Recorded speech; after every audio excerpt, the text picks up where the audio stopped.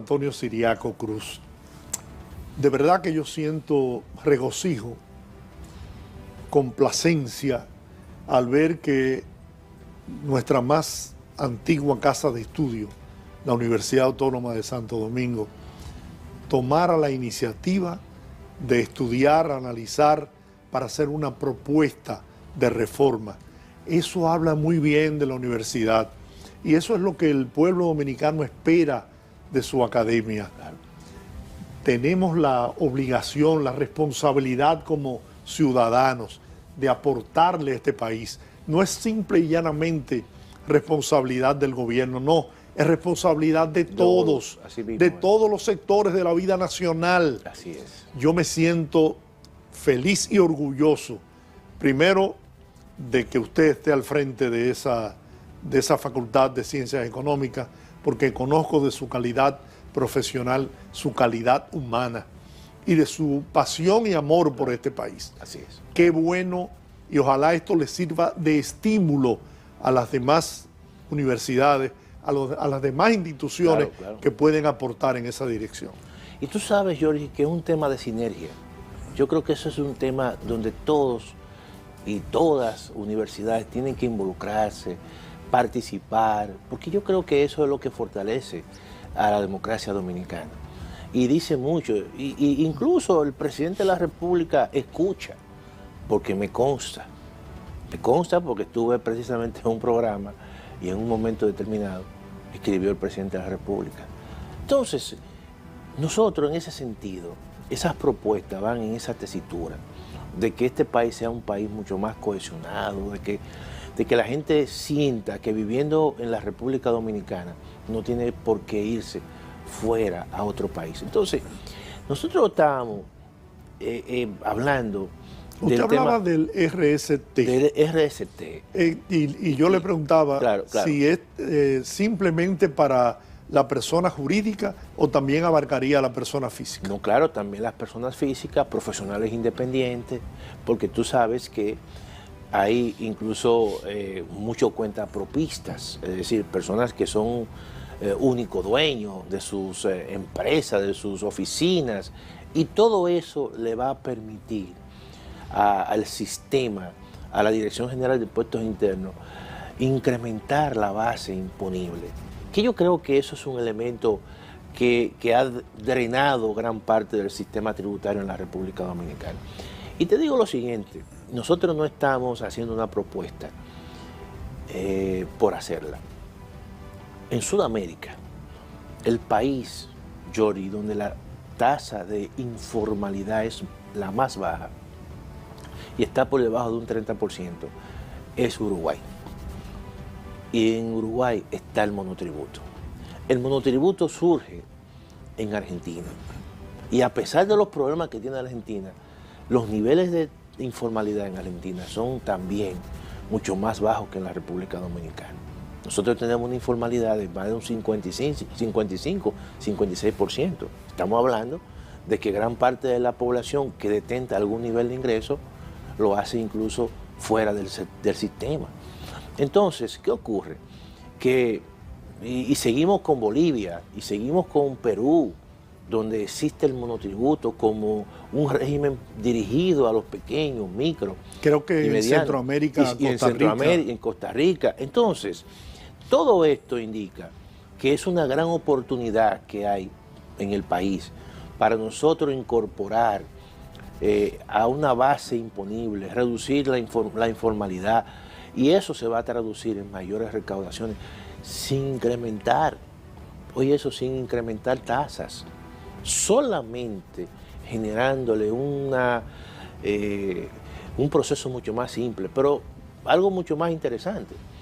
Cuando tú sepas lo que tú tienes que pagar, Georgie, o lo que yo tengo que pagar, yo no necesito tener un experto fiscal, porque generalmente cuando tú vas al banco, o yo voy al banco y pido un préstamo, no sé, 100,000 o 200,000 pesos, uno hace dos preguntas: ¿en qué tiempo lo pago y cuánto es la cuota?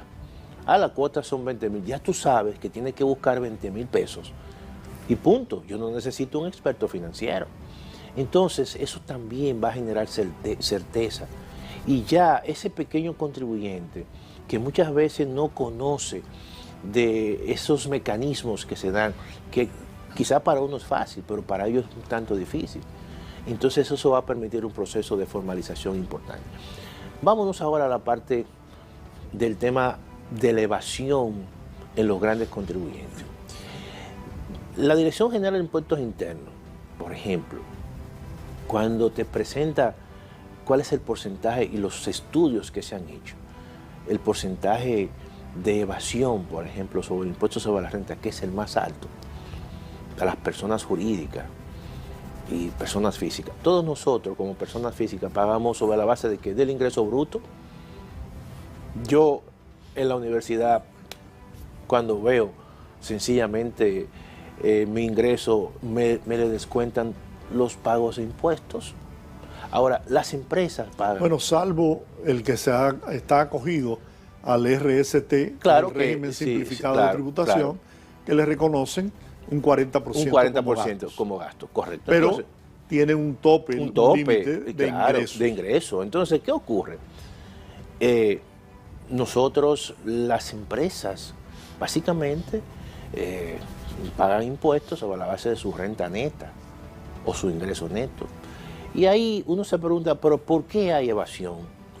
Bueno, ahí viene el tema de los gastos. Si los gastos son transparentes, hay muchos problemas en la transparencia del gasto, que si los comprobantes vinculantes que se emiten son personales o son de la empresa, todo eso se maneja. Por eso fue que la DGI, incluso en la gestión pasada, cambió todo el tema de los comprobantes fiscales y se lo daba por cuentagotas, es decir, para ver siguen. Por eso, para como controlar todo el tema de las alteraciones que se pueden producir ahí. Entonces, ¿qué tú dices? La DGI no tiene ese capital humano para poner un supervisor en cada una de las empresas o a cada uno de nosotros. Entonces tú dices, bueno, mira, vamos a hacer lo siguiente. Vamos a cambiar el proceso, vamos incluso a esos impuestos, esa tasa, aplicársela no a lo neto, sino a lo bruto. Y sencillamente ya yo me olvido de que tú me vayas a presentar cualquier monto de gastos. No.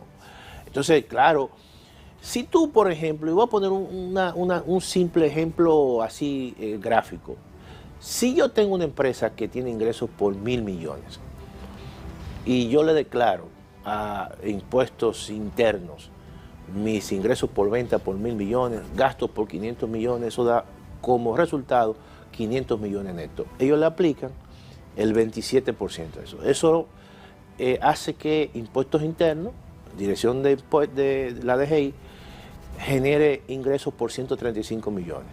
Perfecto. Ahora, si de repente yo cambio la forma de la aplicación de ese impuesto y lo hago por 1.000, entonces, aplicándole el 27 a 1.000 son 270 millones. Él va a decir, oye, eso me estás duplicando. Me está duplicando, eso es demasiado dinero. Entonces, pero si le aplicas el 15... Claro, entonces tú le dices, perfecto, vamos a bajarte la tasa y yo voy a buscar una tasa equivalente para yo seguir recibiendo los 135. Yo le aplico un 13.5 o un 14. Y fíjate que tú bajándole la tasa, mantiene el mismo nivel de recaudación, pero mejora y hace más efectivo el impuesto sobre la renta a los grandes contribuyentes. Y eso claramente va a disminuir de manera impresionante. Mire, aceptarían hasta un poquito más del equivalente. Del equivalente. Entonces, ¿por qué? Porque tú le estás evitando, ¿no? Tener que cometer fraude y evasión. Y todo eso, tú se lo explicas. Yo creo que esas son de las cosas que nosotros tenemos que innovar en esos pequeños cambios. Entonces, fíjate que te he presentado dos soluciones a dos grandes problemas que no implican, Giorgi, incrementos de tasas, que la gente vaya a decir, mira, yo voy a pagar demasiado. Entonces tú vas a pagar lo mismo. Y tú construyes un relato. Y te vas a evitar problemas legales. Claro. Mire, cada vez que llega una notificación de inconsistencia, es un terror que se apodera de uno. Sí, claro. Entonces tú vas resolviendo eso. Bueno, vamos al tema del ITEVIS, que eso se ha discutido mucho, los economistas. Pero mire, ese es un tema amplio, claro, y yo tengo que hacer una pausa. ¿Cómo no? Así que regresamos para hablar sobre el tema del ITEVIS, un impuesto muy evadido aquí en la República Dominicana. Así es.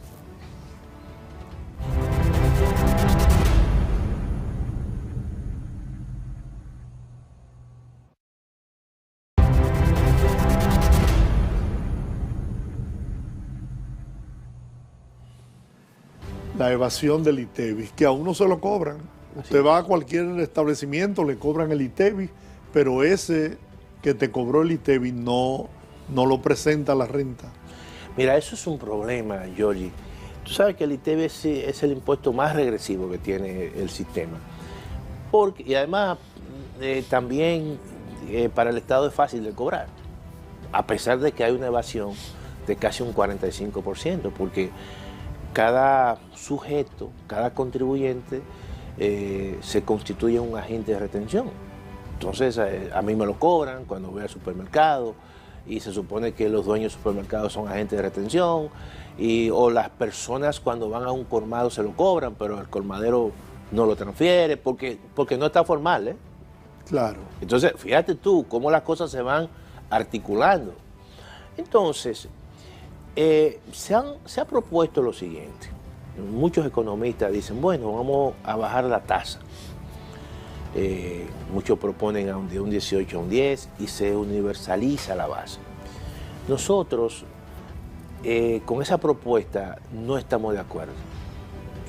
Nosotros decimos, es cierto, hay que bajar la tasa, porque la tasa es muy alta, de la más alta que hay en la región. Nosotros proponemos una reducción de la tasa de un 18 a un 14, pero universalizar el ITEVIS a los alimentos, a los medicamentos y a la educación, nosotros no estamos de acuerdo con eso. Por eso nosotros mantenemos esos tres renglones como excepciones. Exentos del pago del ITEVIS. Porque, mira, por más que tú puedas decir que hay países, no sé, Francia, que lo han puesto de ejemplo, o España, que lo han puesto de ejemplo. Guardemos la distancia. ¿Verdad? Y dicen, no, porque hay una tasa reducida. Sí, pero los salarios son diferentes. Entonces, no es verdad.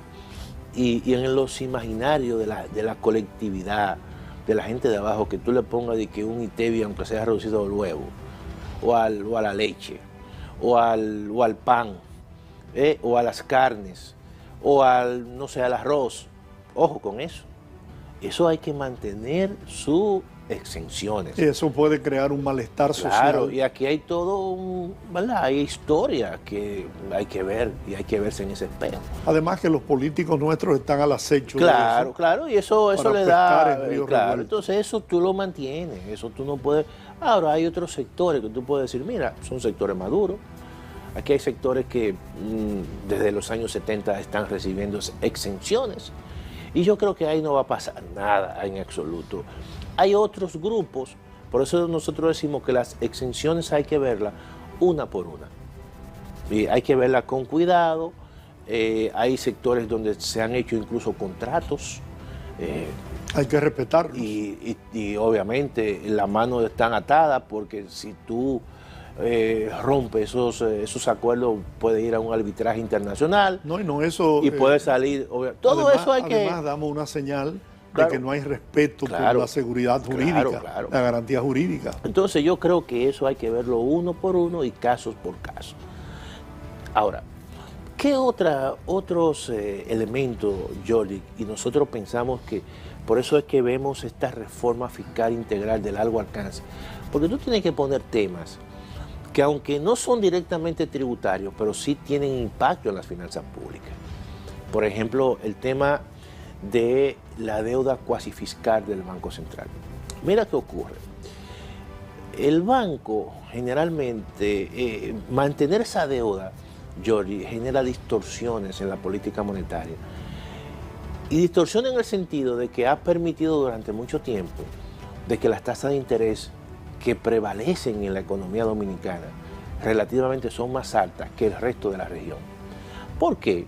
Bueno, porque el banco, para ir pagando los intereses que se van generando de esa deuda cuasi fiscal, emite certificados a corto plazo, a un año, y le pone una tasa atractiva, de tal manera que pueda vender esos certificados al sector financiero, a las AFP, a que se comercialicen en la bolsa de valores para que el inversionista, el público, pueda comprar y sea atractivo como una inversión. Pero las tasas de interés son altas y tú estás penalizando al que va a invertir, tú estás penalizando al que hace uso muy constante de su tarjeta de crédito, porque está pagando tasas de interés muy altas y son gente de clase media. Entonces, cuando tú en esta reforma tomas la decisión de transferir esa deuda a Hacienda, que es donde debe de estar, ¿qué esto está haciendo? Que una deuda que se emite a corto plazo, tú la estás transfiriendo y se va a emitir no a corto plazo, a un año, a 10 y a 30 años, por lo tanto amortigua el pago en el tiempo. Y eso trae como consecuencia que ya el Banco Central puede hacer política monetaria que pueden inducir a que las tasas de interés sean más bajas. Y eso entonces se está beneficiando ¿a quién? A todos nosotros, básicamente a clase media, a la gente que va a tomar prestado para comprar una vivienda, a la gente que va al banco y toma prestado para comprar un vehículo, a la gente que va al banco para tomar prestado y luego entonces hacer una inversión, a las MIPYMES, que uno de los problemas es el financiamiento y las tasas de interés que son muy altas. Entonces fíjate que una simple medida, tú estás generando un proceso de virtuoso en el resto de la economía. Entonces, eso es un tema que hay que ponerlo en el tapete. ¿Cuál es el otro tema que yo creo que para nosotros es el más... hay un nudo gordiano, que es un tema que verdaderamente habrá que tener imaginación y ser creativo, es el tema eléctrico. El tema eléctrico es un problemón. Solamente el año pasado el gobierno tuvo que destinar casi 1.300 millones de dólares. Y este año apunta a unos 1.500 millones. 1.500.